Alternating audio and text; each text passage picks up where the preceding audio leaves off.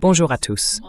Aujourd'hui, nous sommes le lundi 23 mars 2026 et notre cher ami, notre frère, Larry C. Johnson, est avec nous.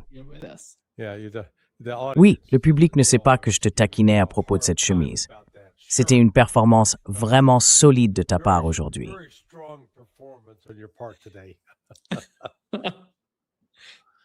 J'essaie d'être un bon élève pour vous.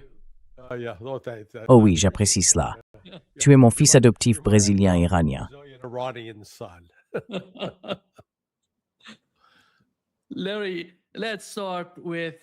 Larry, commençons par ce que Donald Trump a annoncé il y a quelques heures.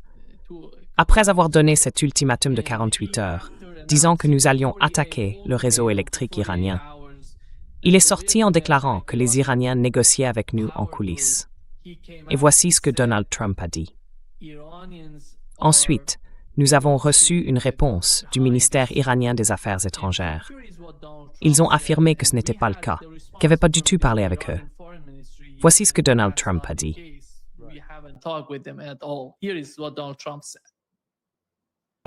Le ministère iranien des Affaires étrangères affirme que vous ne dites pas la vérité au sujet de vos conversations productives, ni à propos de la guerre. Eh bien, ils vont devoir se trouver de meilleurs responsables des relations publiques. Nous avons eu des discussions très franches. Nous verrons où ça nous mènera. Nous avons des points d'accord majeurs. Presque tous les points, je dirais. Peut-être que ça n'a pas été communiqué. La communication, comme vous le savez, a complètement explosé. Ils sont incapables de se parler. Mais nous avons eu des discussions très franches. M. Witkoff et M. Kushner y ont participé. Elles se sont, je dirais, parfaitement bien déroulées. Et s'ils poursuivent dans cette voie, cela mettra fin à ce problème, à ce conflit, et je pense que cela y mettra fin de manière très significative. Nous gardons bien à l'esprit nos partenaires au Moyen-Orient. Nous avons eu d'excellentes relations avec beaucoup d'entre eux, comme vous le savez. Beaucoup ont été touchés de manière surprenante. Et j'ai été surpris de le constater, tout comme tout le monde. Mais nous les gardons bien à l'esprit dans nos discussions. Les discussions ont eu lieu hier et se sont prolongées dans la soirée. Ils tiennent beaucoup à conclure un accord. Nous aimerions aussi en conclure un.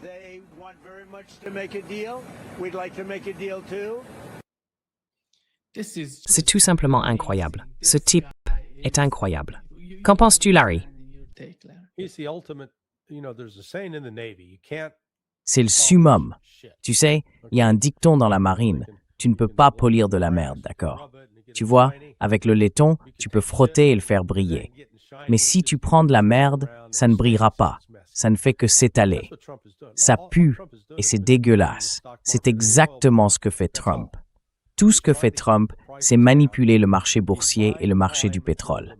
C'est tout. Il essaye de maintenir les prix bas. Il gagne du temps jusqu'à l'arrivée des marines. Le 31e MEU arrivera vendredi, peut-être samedi. Le 11e MEU, qui vient de Camp Pendleton en Californie, à San Diego, arrivera plus tôt, probablement vers le 7 avril.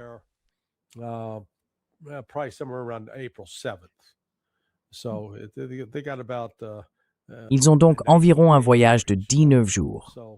Il n'a aucune intention de parvenir à un règlement pacifique avec l'Iran. Pas du tout. Et les Iraniens le comprennent. Ils ne sont pas idiots. Les idiots, ce sont les Américains qui restent là à avaler ces absurdités. Mais, vous savez, le fait qu'ils aient eu de bonnes conversations, Ron a été très clair sur ce que c'était. Maintenant, l'une des choses que j'ai dites, c'est que Ron allait insister pour que les sanctions soient levées. Eh bien, devinez quoi?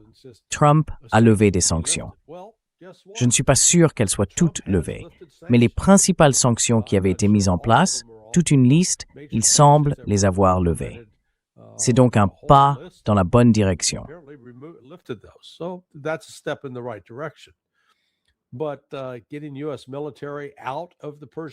Mais retirer l'armée américaine du Golfe Persique. Donc, c'est la prochaine exigence. Ce qui se passe, c'est qu'il y a eu un important, si vous regardez le flux d'avions, des C-17, des dizaines d'entre eux ont volé. Le trafic aérien entrant apportent probablement des réapprovisionnements, en premier lieu peut-être quelques troupes, mais ils ne volent pas pour retirer du personnel, tout le contraire. Donc vous savez, Trump est un menteur. Désolé de décevoir quelqu'un qui pensait pouvoir se fier à ce qu'il dit. On verra, le marché boursier a d'abord ouvert avec une hausse d'environ 1000 points et voyons où il va.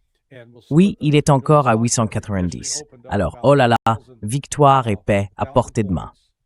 And let's see if where it's headed. Yeah, it's still at 890.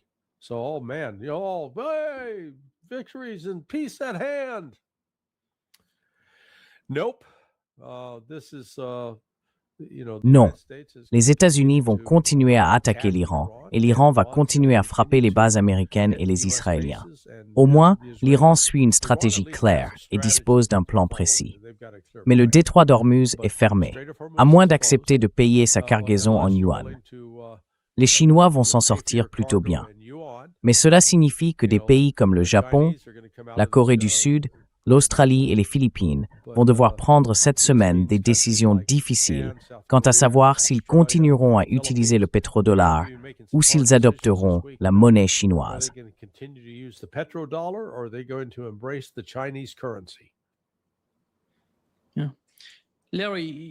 Larry, tu as mentionné qu'ils envoient beaucoup d'armes, de personnel ou de combattants dans la région. Quel est le plan de Donald Trump à ce sujet?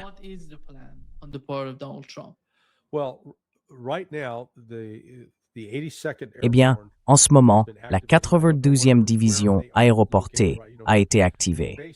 Je ne sais pas où elle se trouve. Elle est basée à Fort Bragg, en Caroline du Nord. On a entendu dire qu'ils avaient été transportés par avion pendant le week-end.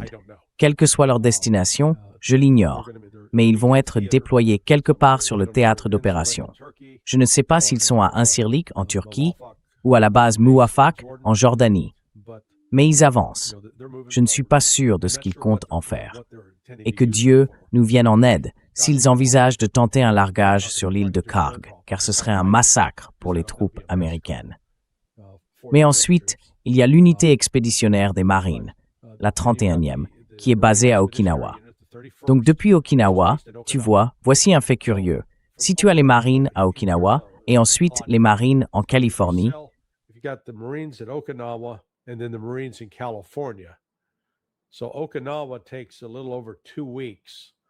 Donc Okinawa met un peu plus de 2 semaines pour atteindre la côte sud de l'Iran, dans la mer d'Arabie.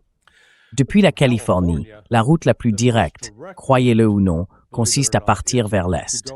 En fait, il faut descendre de la Californie, passer par le canal de Panama, traverser l'Atlantique, passer par la Méditerranée, descendre par le canal de Suez, puis traverser la mer Rouge. C'est le chemin le plus rapide. Mais je suppose que les planificateurs se rendent compte que c'est extrêmement dangereux, surtout compte tenu de l'attitude et des déclarations des Houthis, qui affirment désormais vouloir fermer la mer Rouge au trafic maritime. Ils devront donc naviguer vers l'ouest, ce qui ajoutera quelques jours au voyage. Ils ne seront pas sur place avant au moins 2 semaines. Alors vous savez, quand Trump affirme « Oh oui, nous avons de très bonnes discussions », il essaie simplement de gagner du temps pour faire venir les troupes, car il n'a aucune intention de conclure un accord de paix avec l'Iran.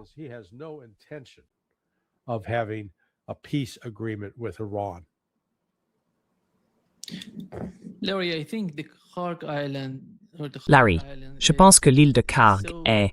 Eh bien, il faudrait qu'il y ait une autre cible. Je ne pense pas qu'ils iront sur l'île de Karg. Ils iront ailleurs, car l'île de Karg est loin du détroit d'Ormuz et il n'y a aucun intérêt à s'y rendre. C'est une zone plate. Ils pourraient être frappés sans aucun système de défense aérienne, ni protection. C'est le problème avec l'île de Karg. Alors, quelles sont les alternatives pour les États-Unis?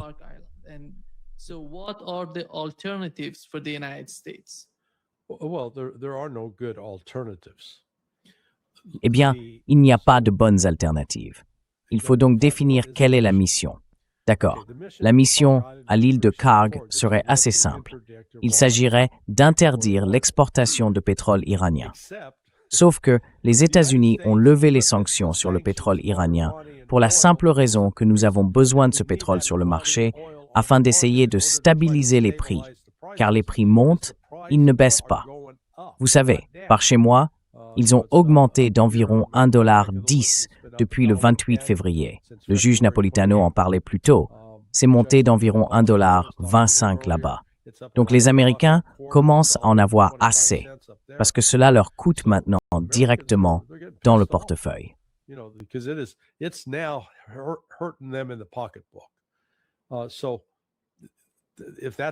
Donc, si c'est la mission, il serait logique d'essayer de prendre le contrôle du pétrole là-bas. Mais dans ce cas, on coupe le flux de pétrole. Ou bien si l'on décide de dire « Très bien, nous allons maintenant augmenter la production depuis l'Iran », cela n'arrivera pas.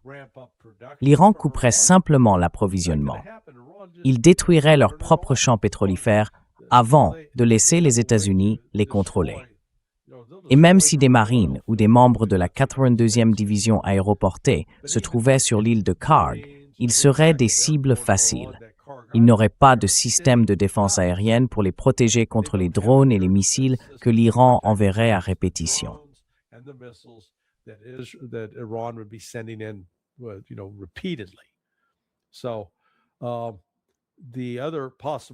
Donc, l'autre mission possible serait de s'emparer de comment s'appelle l'île déjà? Qasem, l'une de ces îles dans le détroit d'Ormuz.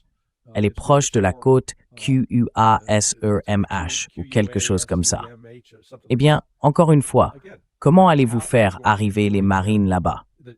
Si ces navires transportent les marines et les débarquent par voie amphibie, ils se trouveront à moins de 10 000 des côtes iraniennes et l'Iran les coulera. J'ai vu un autre analyste suggérer, même si je ne connais pas la véritable intention, qu'il pourrait faire débarquer les marines du côté de Chabahar pour qu'ils puissent prendre pied là-bas. Mais dans quel but? Cela ne rouvrira pas le détroit d'Ormuz.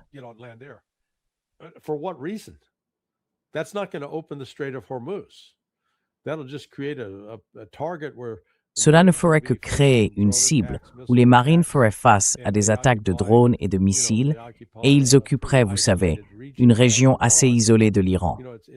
Vous savez, Chabahar sera importante dans le corridor nord-sud une fois qu'il sera pleinement opérationnel. Mais en ce qui concerne un étranglement de l'Iran, c'est tout sauf ça.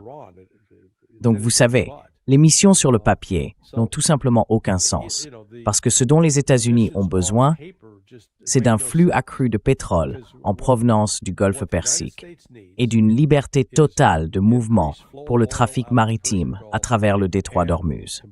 Eh bien, ils ne l'obtiennent pas. Et malgré toutes les menaces et la fanfaronnade venant des Émirats arabes unis, oh oui, nous allons faire la guerre à l'Iran, ce n'est tout simplement pas réaliste. Avec quoi? Enfin, voyons.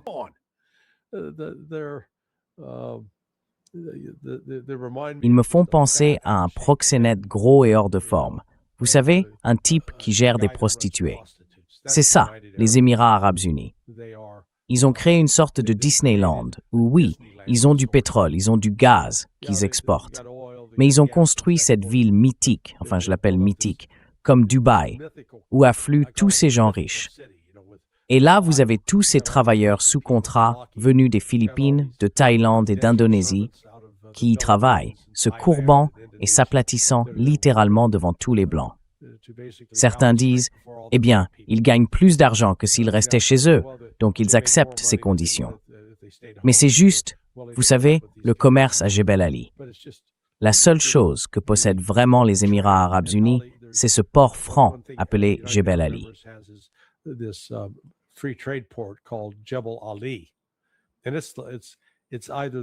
Et c'est soit la plus grande au monde, soit la deuxième plus grande. Il n'y a aucun commerce qui s'y déroule. Toute l'activité économique qui était concentrée dans cette zone, elle est morte. Le tourisme, mort. La construction, eh bien, il y aura beaucoup de construction quand il faudra reconstruire certaines choses qui ont été détruites. Mais pour l'instant, la construction, tu sais, les investissements dans ce secteur, l'argent est gelé.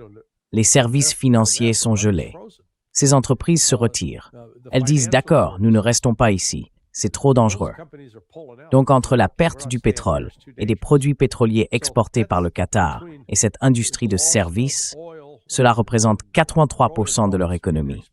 Tu sais, combien de temps peut-on perdre 83% de ses revenus et continuer à survivre? how long can you lose 83% of your income and stay alive? It's not like they got ample savings. So, Ce n'est pas comme s'ils avaient d'importantes économies. Donc la situation politique avec ces dictateurs arabes, car c'est bien ce qu'ils sont, qu'on parle des Émirats arabes unis, du Qatar, du Koweït ou de l'Arabie saoudite, Bahreïn, ils sont en difficulté. Et la seule chose qui pourrait les sauver, ce serait que le détroit d'Ormuz soit d'une manière ou d'une autre rouvert comme par magie et que la libre circulation du commerce soit rétablie. Eh bien, cela n'arrivera plus. L'Iran a été clair. Vous savez quoi? Nous allons installer un poste de péage. Si vous voulez entrer, très bien, mais vous paierez un droit d'accès. L'Iran va récupérer l'argent des pertes qu'il a subies à cause de cette guerre. C'est une façon d'obtenir des réparations de manière indirecte. This is one way to obtain reparations indirectly.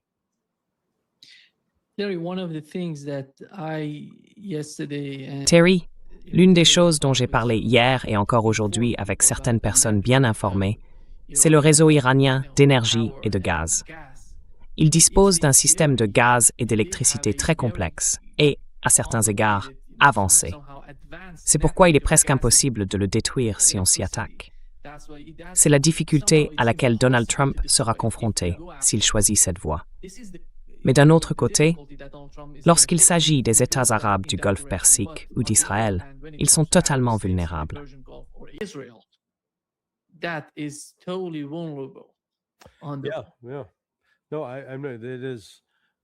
Oui. Non, je veux dire jusqu'à présent, l'Iran a évité de frapper ses centres de pouvoir.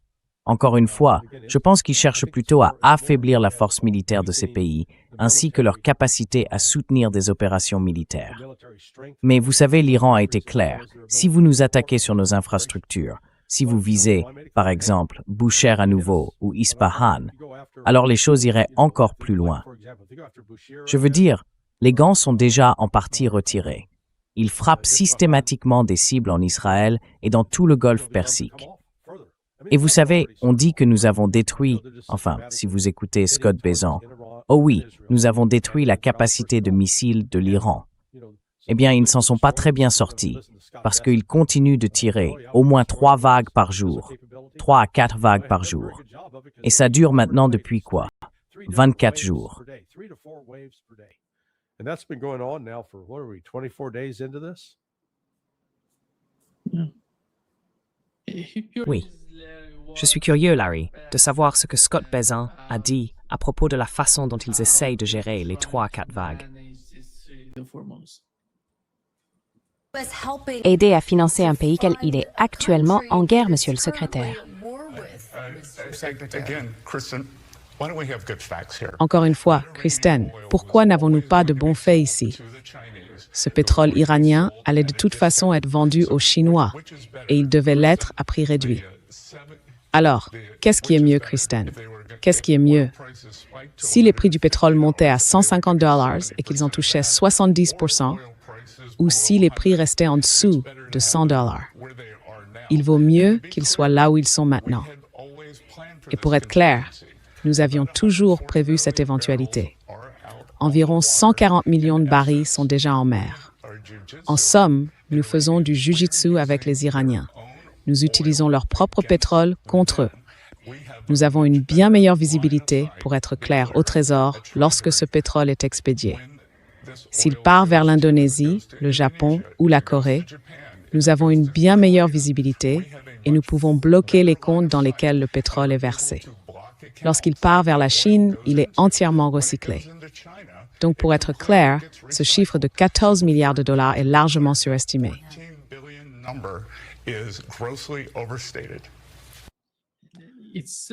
Oh my God, we got Mr. Miyagi.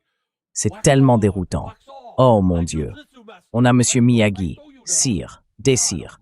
Je suis un maître de Jiu-Jitsu. Je te projette maintenant. Seigneur Tout-Puissant, je veux dire, Bessent est une blague. Tu sais, il ment. Peut-être que c'est pour ça que Trump l'a engagé, parce que c'est un bon menteur. Enfin, en réalité, ce n'est même pas un bon menteur. Ils peuvent inventer toutes les rationalisations ou justifications qu'ils veulent. Donc en gros, son argument, c'est celui-ci. Nous faisons payer plus cher le pétrole à la Chine, que la Chine peut se permettre et nous mettons tout cet argent dans la poche de l'Iran que nous essayons de vaincre. Oh brillant. Sire des cires, tu vois. Mon Dieu, c'est Karate Kid pour les idiots. Voilà ce que c'est. The Karate Kid for stupid people. That's what this is. Larry, il y a un article dans Bloomberg qui affirme que cette attitude du genre « oui, monsieur », au sein de l'administration Trump l'a rendue incompétente. C'est pour cela que l'administration ne fonctionne pas comme elle le devrait. Cela s'avère être l'une des erreurs les plus graves et les plus dévastatrices de la part du président des États-Unis. D'après les rapports que nous avons vus, il semble que le chef du Mossad menait la danse, fournissant des informations selon lesquelles l'Iran serait vaincu en quelques jours et disant « attaquons et suivons ce plan ». Et d'une manière ou d'une autre, Donald Trump et toute son administration ont été convaincus.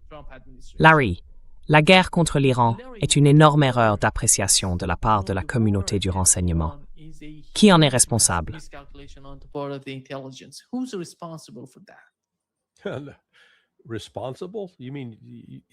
Responsable. Tu veux dire que tu penses qu'il existe une forme de responsabilité, que les gens reviennent en disant « Hey, tu as dit ça, donc tu vas être puni ». Non, il n'y a aucune responsabilité. J'ai lu plusieurs choses. Il y a toutes sortes de théories qui circulent, selon lesquelles tout cela ferait partie d'un plan élaboré.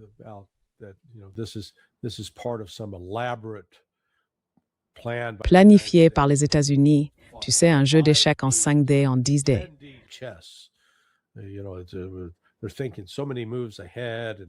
Tu sais, ils réfléchissent à tellement de coups d'avance, comme s'ils allaient isoler la Chine. Tout ce que je peux faire, c'est te dire ce que j'entends de la part d'amis dans l'armée qui participent à différentes parties de cette opération. Et il n'y a clairement pas, tu vois, beaucoup de planification ou de réflexion détaillée derrière tout ça. À ce stade, c'est surtout de l'improvisation. Ils essaient de comprendre comment éteindre l'incendie qu'ils ont eux-mêmes allumé. Ils ont mis le feu à la maison et maintenant, ils se disent « Hey, peut-être qu'on devrait chercher de l'eau ou un extincteur. » La situation leur échappe complètement. Je ne crois pas que cela faisait partie du plan de Trump, du genre « D'accord, fermons le détroit d'Ormuz, brisons les pays d'Asie qui sont nos alliés. »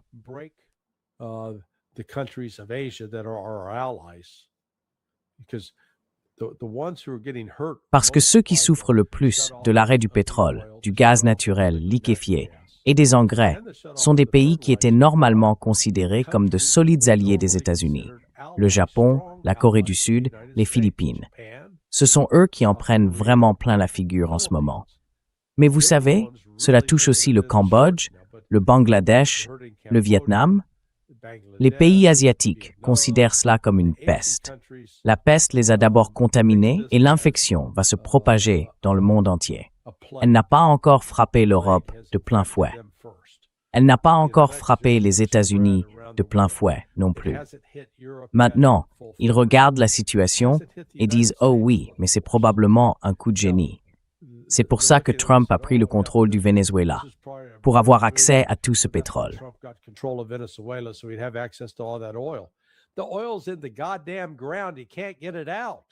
Le pétrole est foutrement dans le sol. Il ne peut pas l'en extraire. Ce n'est pas comme si l'infrastructure au Venezuela pour pomper le pétrole fonctionnait. Elle est en panne. Ils peuvent en sortir un peu, mais pas le volume nécessaire pour remplacer ce qui a été perdu dans le Golfe Persique. Et chaque jour qui passe, il n'y a aucune solution viable à l'horizon. Pourtant, les traders de Wall Street, les gens qui dirigent les marchés pétroliers occidentaux, se sont illusionnés. Ils se sont mentis à eux-mêmes.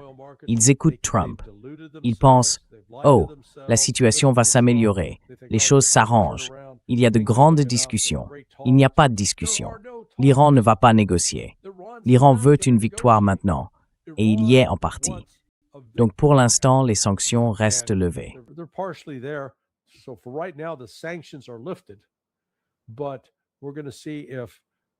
Mais nous allons voir si cela inclut les États-Unis qui commenceraient à attaquer ces pétroliers.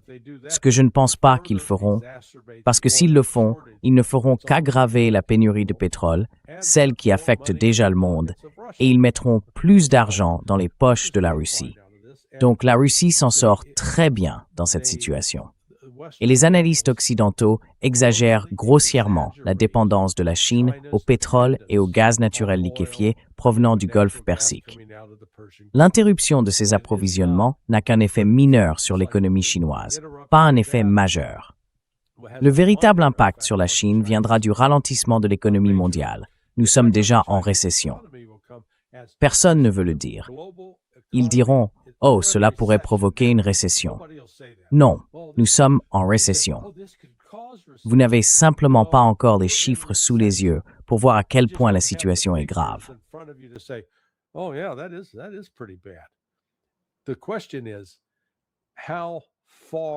La question est de savoir jusqu'où nous allons chuter économiquement à l'échelle mondiale avant d'atteindre le point où cela deviendra une véritable dépression. Il faudrait que je vérifie la définition économique exacte d'une dépression. Mais, quoi qu'il en soit, on va assister à une contraction significative de l'activité économique mondiale. Ensuite, il y a l'impact lié aux engrais. Les engrais actuellement disponibles, leur prix s'envole. Et on pourrait dire, eh bien, et alors? Eh bien, si vous avez besoin de cet engrais pour planter du maïs, et que le maïs vaut en ce moment, disons, $100 le boisseau, je donne juste un chiffre au hasard. Si votre coût de production de ce maïs a maintenant doublé, du moins en ce qui concerne les engrais, et pas seulement les engrais, alors le prix des engrais a doublé.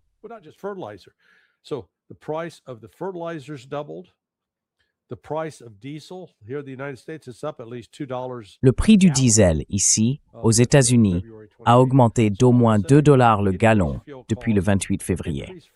Donc tout à coup, les coûts du carburant augmentent, les coûts des engrais augmentent, et il faudra vendre le maïs à un prix plus élevé.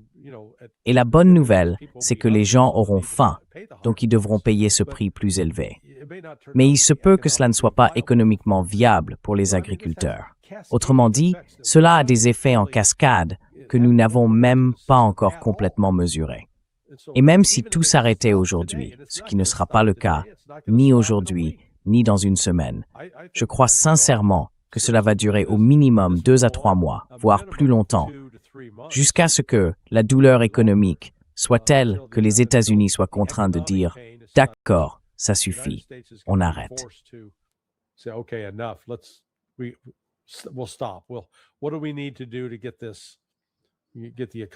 Que devons-nous faire pour relancer l'économie? Et vous savez quoi? D'ici là, il sera peut-être trop tard pour des endroits comme Dubaï, Doha et le Qatar. Ces villes dépendent du flux de capitaux étrangers ainsi que de la circulation des marchandises. Si elles ne reçoivent plus ces biens, l'alimentation va devenir un problème majeur. Je ne sais pas quelles réserves alimentaires elles possèdent, mais je vous garantis que toute la viande et la volaille qu'elles consomment sont importées d'autres pays. Elles ne les reçoivent plus maintenant. Donc vous savez, Doha, les Émirats arabes unis et le Qatar vont bientôt manquer de nourriture, peut-être d'ici un mois si cela continue. Ainsi, le pouvoir de négociation de l'Iran dans cette situation n'est pas seulement fort, il va encore s'accroître.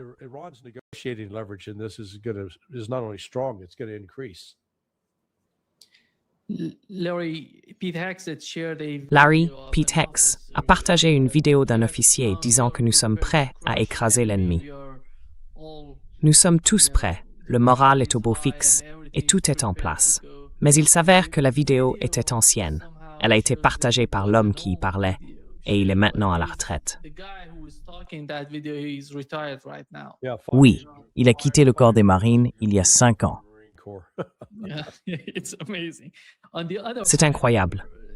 D'un autre côté, Larry, nous avons vu le HuffPost rapporter que les troupes américaines sont de plus en plus mal à l'aise face à la stratégie de Donald Trump concernant l'Iran, alors que le conflit entre dans sa phase centrale. Attends.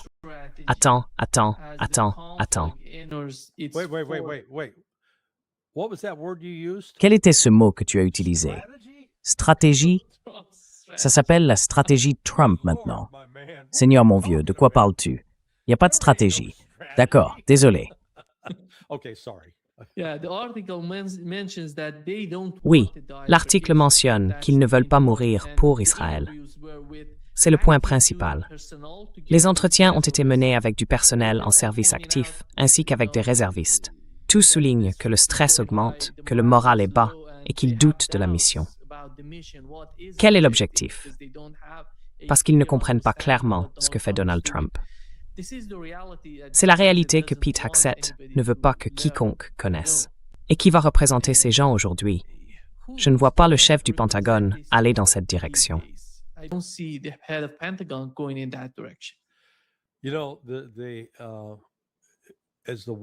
Vous savez, à mesure que la guerre du Vietnam devenait impopulaire, même parmi les soldats qui y participaient, il y a eu ce phénomène appelé fragging, où des soldats tuaient leurs propres supérieurs, ceux qui étaient trop enthousiastes à l'idée de les envoyer au front. On a peut-être vu une variante de cela avec le porte-avions Gerald R. Ford. Vous savez, quand soi-disant, la buanderie a pris feu et qu'il leur a fallu 30 heures pour l'éteindre. Notre ami Andrei Martianov a fait une excellente vidéo rappelant ce qui s'était passé sur le porte-avions Forrestal, je crois, en 1967.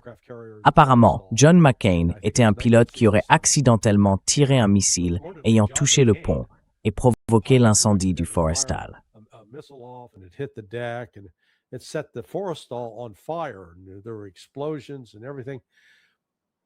Il y a eu des explosions et tout, mais l'équipage a éteint l'incendie en 19 heures. Et André disait justement qu'il y a quelque chose dans cette histoire qui ne tient pas debout, qu'il aurait fallu 30 heures pour éteindre un feu de buanderie. Donc on ne nous dit pas tout. C'était bien plus grave, bien pire que ce que quiconque peut imaginer. Et maintenant, ils disent que le porte-avions sera hors service pendant 14 mois. Alors oui, il pourrait y avoir de sérieux problèmes de morale. L'une des personnes à qui j'ai parlé m'a dit qu'ils essaient simplement de tenir le coup, en espérant qu'on arrive au bout.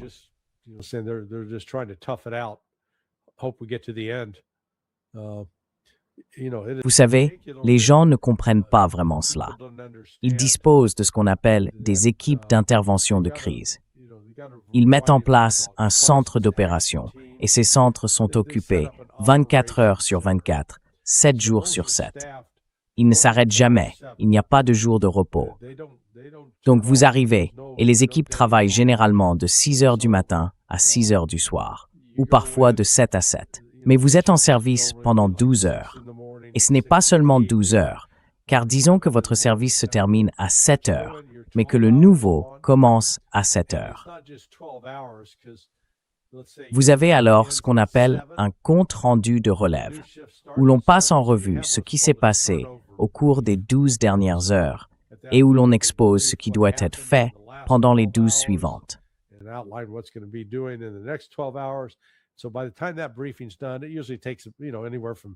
Donc une fois le briefing terminé, ça prend généralement entre 15 minutes et une demi-heure. Donc au lieu de finir pile à 19h, tu termines à 19h30, puis tu prends la route, tu rentres chez toi, et les gens sont vraiment fatigués. Oui, et grincheux. Les nerfs commencent à lâcher. J'ai participé à des exercices qui ont duré 7 ou 8 jours avec ce genre d'emploi du temps, et ça épuise vraiment les gens. Donc globalement, oui. Je pense qu'il y a un vrai problème de morale ici, parce qu'une question revient sans cesse. Quel est l'objectif? Qu'est-ce qu'on essaie de faire?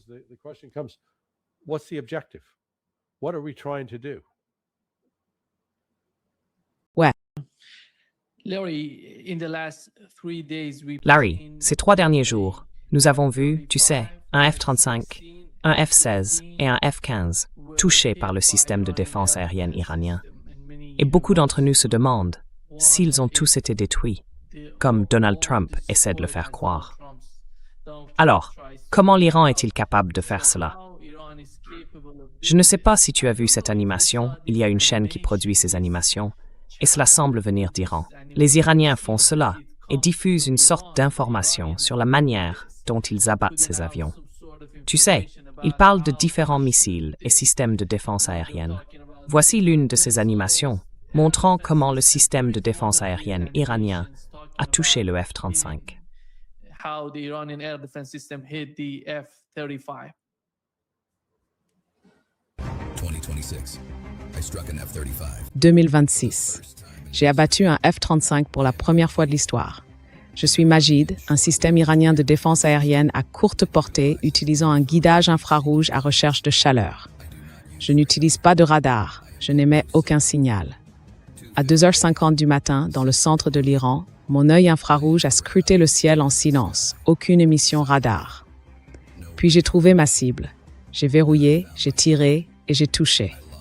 Il m'a fallu 3 secondes pour contourner le système de détection de menaces du F-35.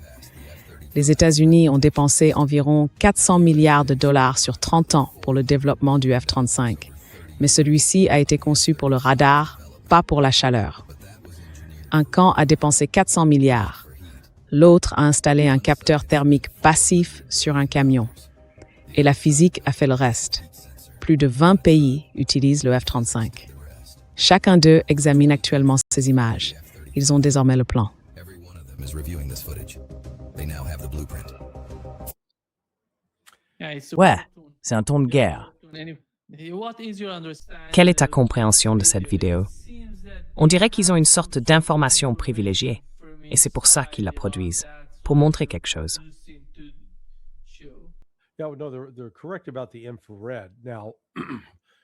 Non, ils ont raison à propos de l'infrarouge. Le missile n'a pas touché l'avion directement. Une fois que le pilote a compris qu'un missile arrivait, il a largué ses leurres qui brûlent plus fort et produisent une signature thermique plus importante.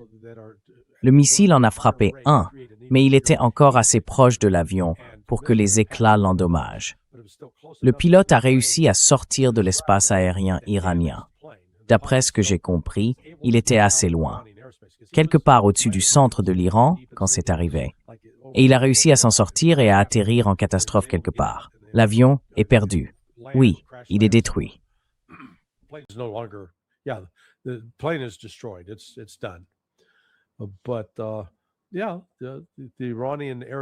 Oui, le système de défense aérienne iranien. Il y a encore des parties qui restent actives. Ils n'ont toujours pas réussi à contrer ces missiles entrants, ni à disposer d'un système capable d'arrêter les Tomahawk et les JASM. Je me demande si, à un moment donné, les Russes et les Chinois ne vont pas intervenir, essayer de moderniser ce système et peut-être déployer leur propre personnel pour aider l'Iran à se défendre contre l'Occident. Tu sais, la situation s'aggrave, malgré les déclarations de Trump plus tôt dans la journée, disant que, oh oui, nous faisons de grands progrès, qu'il ne reste qu'un ou deux points à régler. C'est à se dire, mon Dieu, il ment. Ce n'est pas vrai. Donc on va voir un effet de balancier. Les marchés vont bien aujourd'hui jusqu'à ce qu'il devienne clair qu'il n'y a pas d'accord et que l'Iran ne plaisante pas. Et tu sais, le prix du pétrole à l'étranger va continuer à grimper. En ce moment,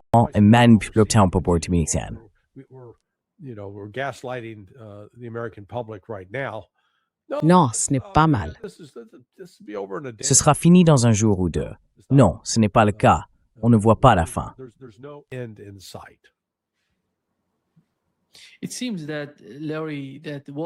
Il semble, Larry, que ce que la Russie a appris en Ukraine, combiné à ce que l'Iran est en train d'apprendre en ce moment, va avoir une influence considérable sur les futurs systèmes de défense aérienne que tous ces pays, la Russie, la Chine et l'Iran, vont concevoir. Il s'agirait d'un système de défense aérienne intégré, réunissant différents éléments provenant de la Russie, de l'Iran et de la Chine, afin de créer un réseau complet. Est-ce que ce sera le résultat de cette guerre?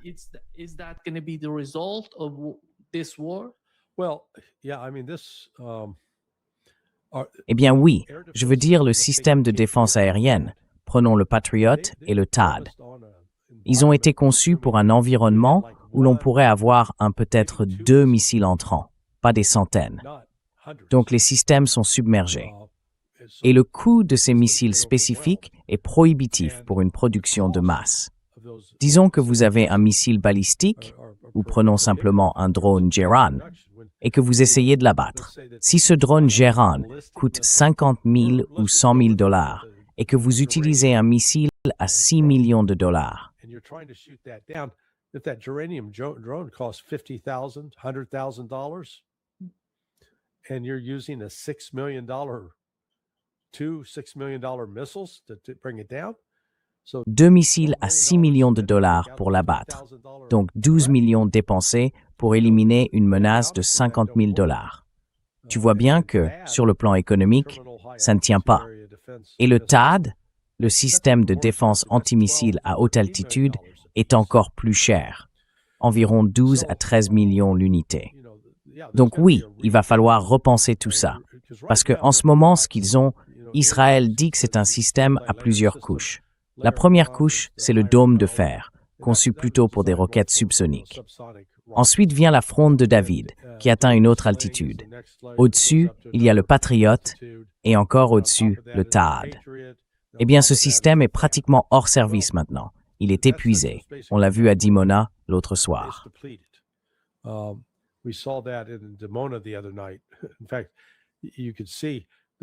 fait, on pouvait voir qu'il y avait encore des tirs de défense aérienne qui montaient. On voyait un lancement, puis l'autre missile, boum, descendait et s'écrasait au sol. La défense aérienne a complètement contourné le système sur lequel elle tirait. Donc je pense que les Russes et les Chinois, c'est le moment de commencer à tester. Vous avez un nouvel environnement de combat réel. Amenez vos systèmes, voyez ce que vous pouvez tester. La Russie dispose d'une configuration assez solide entre le S-400 et le S-500. Ils ont été plutôt efficaces pour abattre la plupart des drones et missiles. Pas tous, bien sûr. Rien n'est parfait dans ce monde, mais ils ont certainement réussi à contrer d'importantes attaques de drones. Israël ne le peut pas, et les États-Unis non plus. Et chaque fois que vous les entendez dire « Oh oui, nous en avons abattu 90%, c'est du n'importe quoi. » Ils mentent.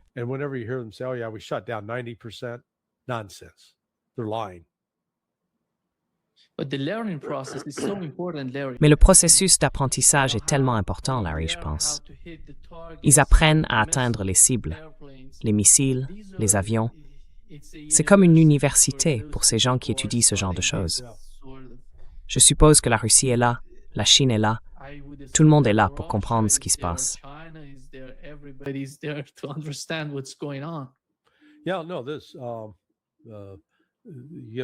Oui, on obtient des renseignements en temps réel basés sur ce qui se passe réellement au combat. Encore une fois, quel que soit le système de défense aérienne dont disposait l'Iran, il s'est révélé insuffisant pour empêcher les frappes avec ces missiles. Beaucoup de ces frappes ont été menées à distance de sécurité, donc elles sont lancées depuis l'extérieur ou à peine à l'intérieur des frontières iraniennes.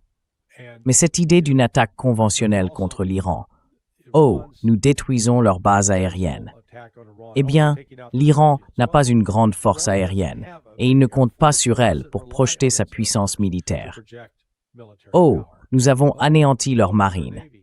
Vous savez, l'Iran n'a jamais eu une marine hauturière. Il n'étend pas sa puissance par des forces navales.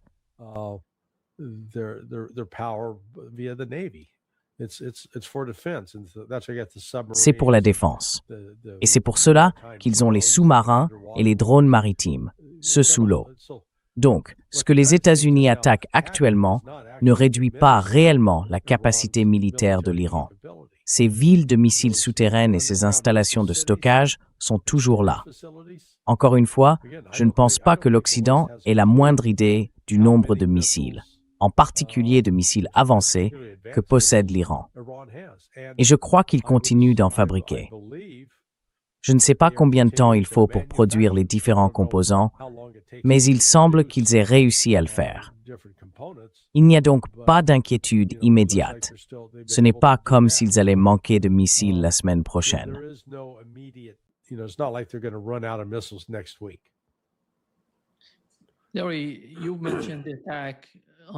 Larry, tu as également mentionné l'attaque contre Dimona et Arad.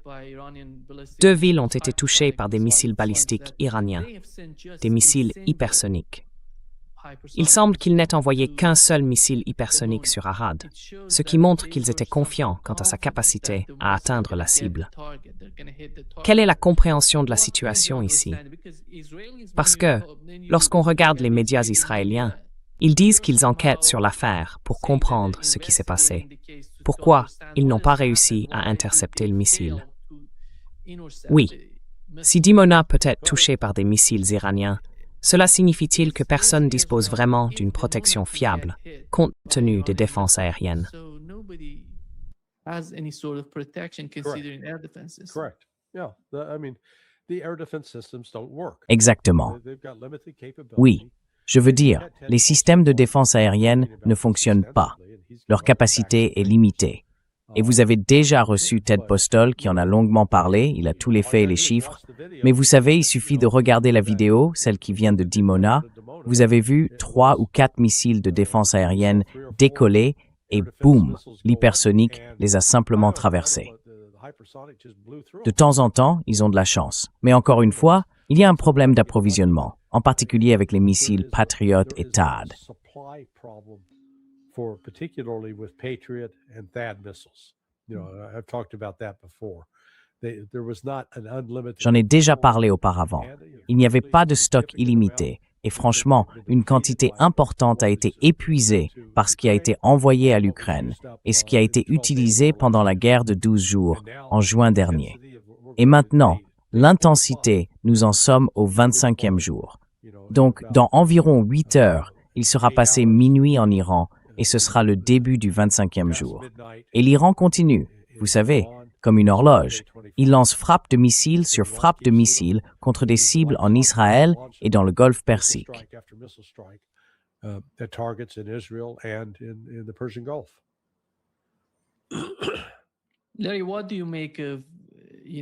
Larry, que penses-tu de ce qui s'est passé hier soir? Les États-Unis ont déplacé leurs soldats d'Irak vers la Jordanie. Et avant cela, nous avons appris que d'autres pays de l'OTAN retiraient leurs troupes d'Irak. Que se passe-t-il? Est-ce lié à quelque chose qui va se produire prochainement, une confrontation entre l'Iran et les États-Unis sur le terrain, ou est-ce quelque chose de différent qui n'a rien à voir avec cela?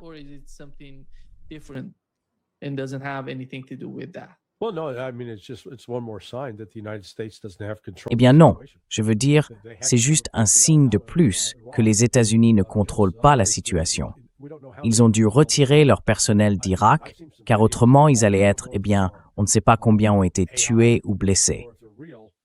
J'ai vu quelques vidéos en ligne, je ne sais pas si elles sont authentiques, mais l'une venait du Qatar et montrait une frappe avec du personnel dans une cour. Donc en réalité, on ne sait pas combien de soldats américains ont été tués ou blessés. Mais vous savez, ils ont dû les retirer. Ce n'est pas tenable. Les États-Unis n'ont pas assez de personnel militaire pour se protéger et vaincre les groupes soutenus par l'Iran qui les attaquent. Donc, vous savez, finalement, 23 ans après l'invasion de l'Irak par les États-Unis, ces derniers sont en train d'être chassés. Je veux dire, c'est une autre victoire ultime pour l'Iran.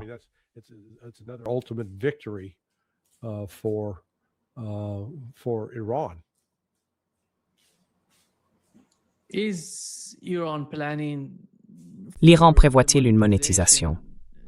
Veulent-ils monétiser le contrôle du détroit d'Ormuz? Bien sûr. Et jusqu'où voyez-vous les États-Unis aller pour s'opposer à ce type de politique? Quelle peut être leur réussite s'ils tentent de s'opposer à ce que fait l'Iran dans le détroit d'Ormuz? Car jusqu'à présent, nous avons entendu des responsables du gouvernement iranien affirmer que plus de 20 pays sont en contact avec l'Iran pour gérer cela, pour payer simplement afin de passer, sans rencontrer la moindre difficulté.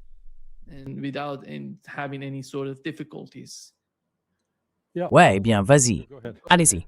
Non, vas-y. Comment voyez-vous Donald Trump gérer cela?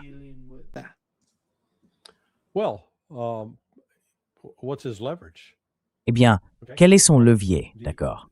La nécessité de faire tourner les voitures, de maintenir les usines en activité. Ces autres pays vont, tu sais, suivre l'argent.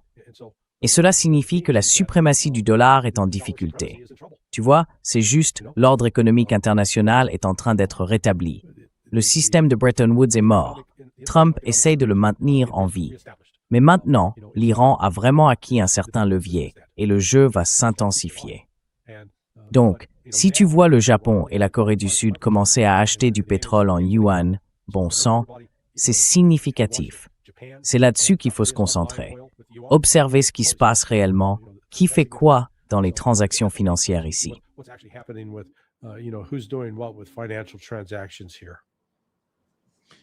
Le Yémen est prêt, Larry. Ils ont annoncé qu'ils étaient prêts à rejoindre le combat. Mais jusqu'à présent, nous n'avons rien vu venir du Yémen. Ouais, Quelles seraient les conditions auxquelles ils se joindraient?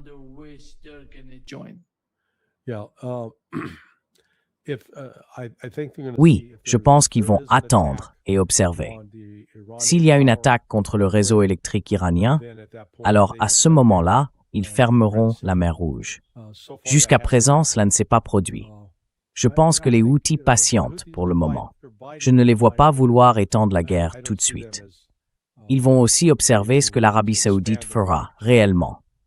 Vous savez, l'Arabie saoudite parle beaucoup, menace de faire toutes sortes de choses, mais jusqu'à présent, elle n'a pas réellement lancé d'attaque contre l'Iran.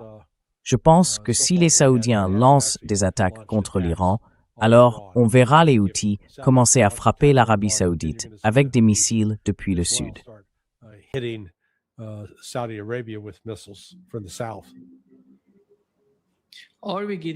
Sommes-nous en train d'arriver à un point où tous ces États arabes n'ont plus d'importance, ni pour les Iraniens, ni pour les États-Unis?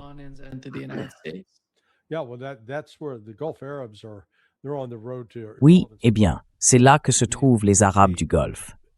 Ils sont sur la voie de l'irrélevance. Vous savez, leur capacité à fournir du pétrole, et excusez-moi une seconde, du pétrole, du gaz naturel liquéfié, des engrais, l'industrie chimique, c'est ce qui les a rendus importants. Eh bien, tout cela a disparu. Et une grande partie de cela n'est pas une question simple, comme appuyer sur un interrupteur et les voir soudainement reprendre leurs activités. Ainsi, les 3 pays qui ont le moins de marge pour absorber le choc sont Bahreïn, le Qatar et les Émirats arabes unis. Le Qatar en particulier, vous savez, a essentiellement été le serviteur des États-Unis.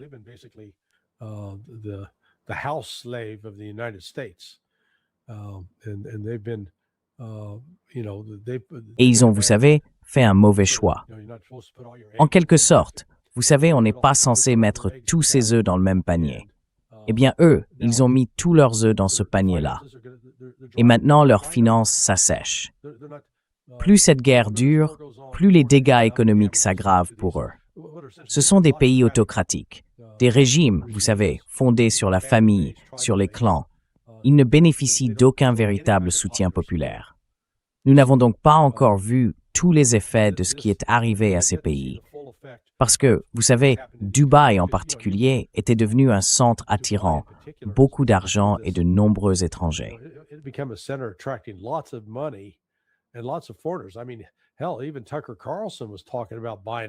Je veux dire bon sang.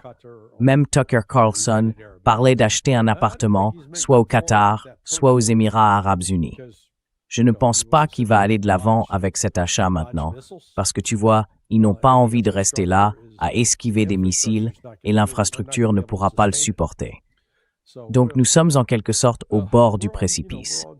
Si les États-Unis et Israël, et on ne peut pas exclure qu'Israël essaye d'attaquer le réseau électrique iranien, et comme tu l'as noté plus tôt, il est assez décentralisé. Cependant, s'il est attaqué d'une manière ou d'une autre, Israël deviendra la grande cible.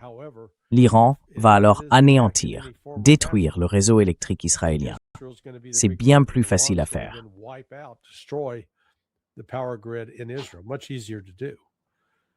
Pas seulement le réseau électrique, le dessalement, tout, Larry. Oui, jusqu'à présent, l'Iran a évité de franchir cette étape. Mais si Israël et les États-Unis persistent dans ces attaques qui tuent des civils, je pense que l'Iran est en position d'intensifier le conflit et de faire payer un lourd tribut aux États-Unis.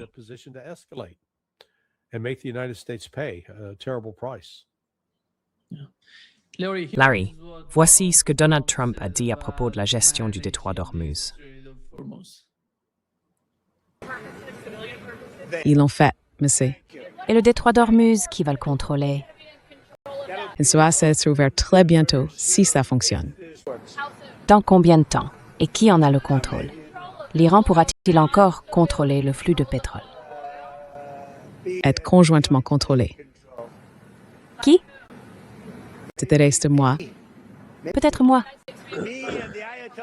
moi et l'ayatollah, quel qu'il soit, quel que soit le prochain ayatollah.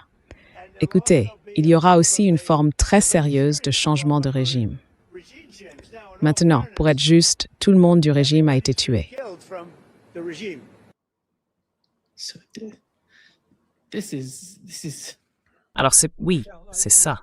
Je veux dire, ce type, c'est une blague. Il faut bien rire pour ne pas pleurer. Yeah, avoid crying. people. There are some out Vous savez, il y a des gens, sans citer de nom, qui insistent pour dire que tout cela n'est qu'une sorte de mise en scène de Donald Trump, qui n'est plus vraiment aussi stupide que ça. Non, non. En réalité, il est bel et bien aussi stupide. Il est simplement détaché de la réalité. C'est pas un grand plan qu'il aurait mis en place pour refaçonner le monde. Ils avaient effectivement planifié cela à l'avance. Ils pensaient pouvoir réussir ce changement de régime en Iran. Et vous savez, la tentative de révolution colorée qui a commencé le 28 décembre et s'est poursuivie, disons, jusqu'au 10 janvier, c'était un précurseur. Mais ils ont continué à avancer. L'attaque qui a eu lieu le 28 février avait été planifiée à l'avance. Ils ne s'y sont pas décidés en seulement quelques semaines. It wasn't just they didn't decide upon it in just a couple of weeks, but what they counted on was that Ce sur quoi ils comptaient, c'était de pouvoir réellement provoquer un changement de régime. Ils croyaient vraiment que la République islamique était extrêmement impopulaire et que s'ils éliminaient simplement quelques personnes haut placées, la majorité de la population iranienne se soulèverait pour instaurer une démocratie ou quelque chose de ce genre. Eh bien, cela ne s'est pas produit. Et maintenant, les États-Unis et Israël se retrouvent coincés, essayant de comprendre comment en sortir. Parce qu'ils veulent, pour ainsi dire, remettre l'échiquier à zéro. Ils ont en quelque sorte perdu cette partie, donc ils doivent maintenant rétablir l'échiquier, puisqu'ils ne renoncent pas à leur objectif de détruire l'Iran.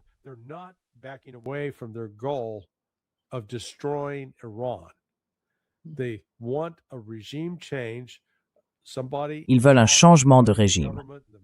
Quelqu'un chargé de diriger le gouvernement, l'armée et l'économie en Iran qui soit soumis à l'Occident. Ils pensent vraiment pouvoir y parvenir. Ce qu'ils recherchent maintenant, c'est une pause. Je pense que l'Iran le comprend et qu'il ne va pas relâcher la pression sur l'Occident. En gros, si l'Occident essaie de détruire l'Iran, l'Iran détruira l'économie mondiale dont dépend l'Occident. Ce ne sera pas universel. La Russie s'en sortira bien, et la Chine s'en tirera même plutôt bien. Mais un certain nombre d'autres pays vont énormément souffrir. Et l'Iran envoie essentiellement le message suivant. Si vous vous alignez sur les États-Unis et Israël, vous allez souffrir aussi.